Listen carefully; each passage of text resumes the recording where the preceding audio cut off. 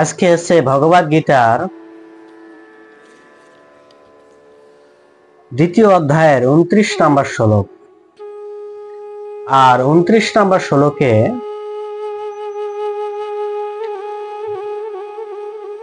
ভগবান আজকে অর্জুনকে বলবেন,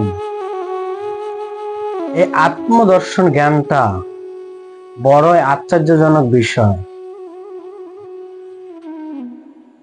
জানার পরেও মানুষ একে বিভিন্ন কোয়ালিটি ভাবে দর্শন করেন। সেই বিষয়ে আজকে অর্জুনকে ভগবান কৃষ্ণ এই কথা বলবেন। সেজন্য আমাদেরও, আমরা যারা আত্মতত্ত্ব জ্ঞান কিছু ধারণা আছে, তারাও আমরা বিশ্লেষণ করতে পারি না, বা সেটা আমাদের বোঝার ক্ষমতার বাইরে। তো চলুন আমরা 29 নম্বর শ্লোক শ্রবণ করি। আচার্যবাদ পশ্যানে কচ্ছিদনম আচার্যবাদ বদানিম তনয় চন্নঃ আচার্যবাদ বসনন্নম সেনু শ্রুতপত্ত বেদনা চৈব কচ্ছিদ। এই শ্লোকের অনুবাদে ভগবান কৃষ্ণ বললেন,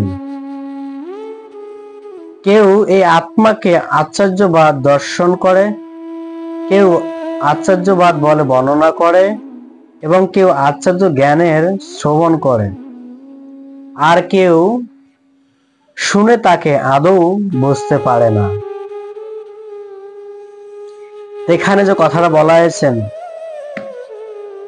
কেন বলছেন ভগবান? আসলে তো তাই, আত্মাকে আত্মতত্ত্ব জ্ঞান সবাই শুনে, সবাই দর্শন করে, সবাই কি রিসার্চ করে, কিন্তু আত্মতত্ত্ব জ্ঞান কি সহজে উপলব্ধি হয়?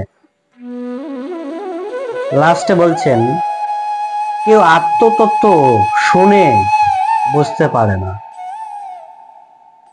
আসলে তো তাই, আত্মতত্ত্ব শুনে কি আমরা বুঝতে পারি? পারি না। কেন পারি না? কারণ সেটা বোঝার ক্ষমতা আমাদের বাহিরে। আমরা যতই বলি না কেন আমি দেহ না আত্মা, এই জ্ঞানটুকু হৃদয়ে ধারণ করতে এই জন্ম চলে যায়।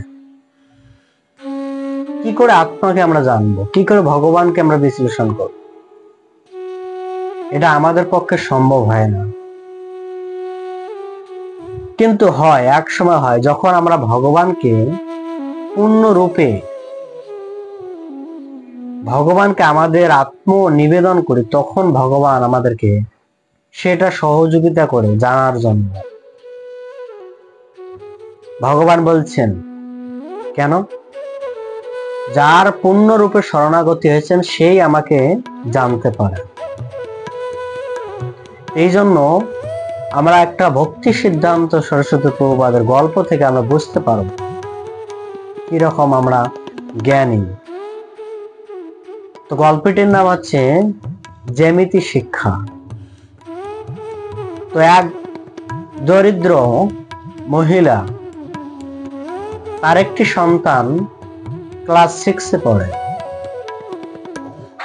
তো ক্লাস 6-এ পড়লে সাধারণত আমরা কি করি?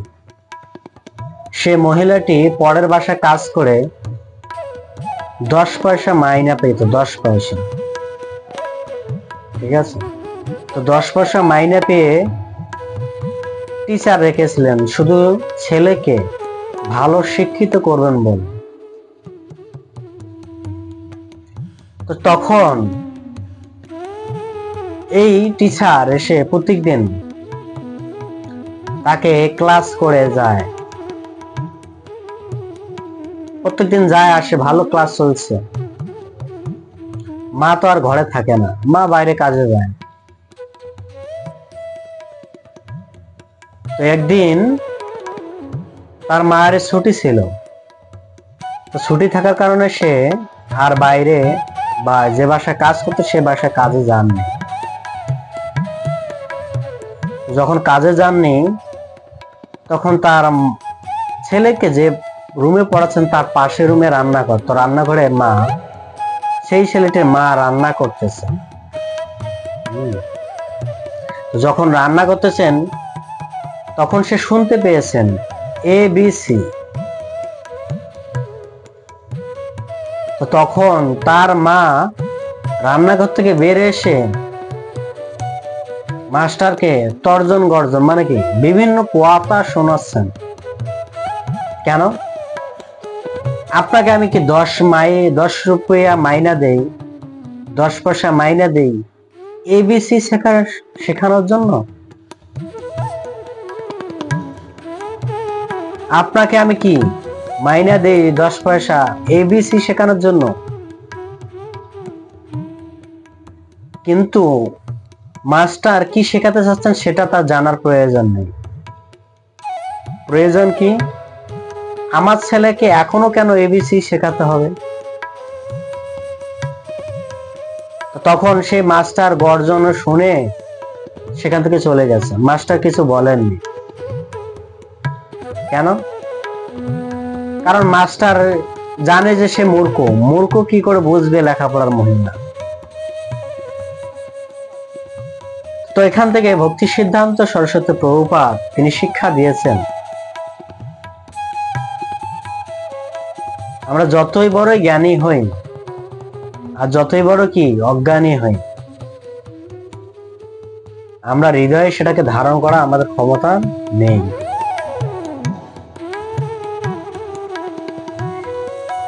এখানে বুঝতে হবে এই গল্প থেকে আমাদের এটা শিক্ষা, আবার আমরা এটা বুঝলাম ABC মানে কি, সেটা একটা জ্যামিতি শিক্ষা দেওয়া হয়েছে, সাধারণ শিক্ষা না। জ্যামিতি শিক্ষা মানে কি কঠিন শিক্ষা, শব্দ একই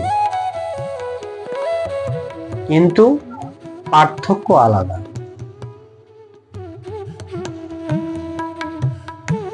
A+B, B+C, এই শিক্ষাটা আছে আলাদা ক্যাটাগরি। কারণ যারা এই পর্যায়ে লেখাপড়া করেছেন তারা এর মহিমা বোঝেন। ABCর মান A+B, B+C কি হয়। এখন মূর্খ লোককে কি করে বোঝানো যায় ABC? ক্লাস 1 এ ABC পড়েছে, এখন ক্লাস 6 এ এসে যদি সে ABC শোনে তাহলে তো স্বাভাবিক সে চেতে যাবে, রাগ হবে। তো মাস্টার রূপী জ্ঞানী কে? জ্ঞানী মাস্টার হচ্ছে জ্ঞানী। কেন? কারণ তার ধারণা আছে, তিনি এত লেখাপড়া করেছেন বলে সে মাস্টার হয়েছে। এখানে ঠিক আজকে শিক্ষাটা এটা হচ্ছেন, কেউ আত্মাকে আচার্যবাদ দর্শন করেন, আর কেউ আত্মাকে আচার্যবাদ কি শ্রবণ করেন, আর কেউ আত্মাকে আচার্যবাদ জানার প্রয়াস করেন, কিন্তু কেউ আত্মাকে উপলব্ধি করতে পারে না।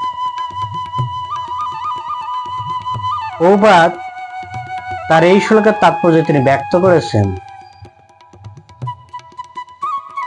একটি বটবৃক্ষ কিভাবে তৈরি হয়। একটি ডাল কেটে আমরা আরেক জায়গায় যখন কোনো জমিতে রোপণ করি তখন সেই বটবৃক্ষটা সেই ডালটা থেকে কি করে গাছ উৎপাদন হয়? অসম্ভব। আর একটি বীজের মধ্যে অসংখ্য বীজ থাকে, যে বীজের মধ্যে থেকে একটি পাখি খেয়ে সেই বীজ যেখানে পড়বে সেখানে তার একটা বৃক্ষ রূপ হবে।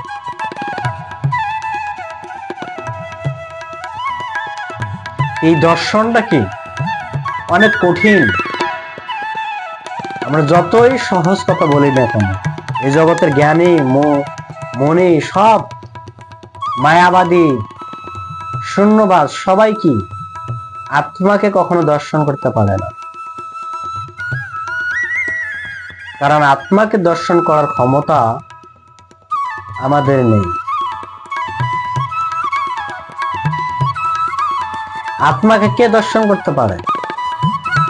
আত্মাকে সেই দর্শন করতে পারে যার আত্মার পরে পূর্ণরূপে আস্থা রয়েছে, পূর্ণরূপে আত্মাকে তার শরণাগত হয়েছে। অর্থাৎ ভগবানের প্রতি যার শরণাগত হয়েছেন, ভগবান তাকে দর্শন দেবেন। ভগবান সেখানে বললেন, যে করে আমার আশ, আমি করি তার সর্বনাশ। যদি না ছাড়ে পাশের পাশ, আমি হই তার দাসেরও দাস। ভগবানকে দর্শন করা এত সহজ না। আমরা যতই শাস্ত্র জ্ঞান রিসার্চ করি না কেন, আমরা এই জড় খাঁচার প্রতি অত্যন্ত আসক্ত। অর্জুনকে সেই কথাই ভগবান বলছেন।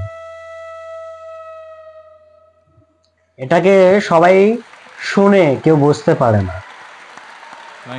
আসলে তাই, আমাদের বোঝার ক্ষমতা নাই এটাকে, বা আমরা এটাকে বোঝার যতই চেষ্টা করি না কেন আমরা সেটা পারবো না, কারণ সেই কোয়ালিটি আমাদের নেই।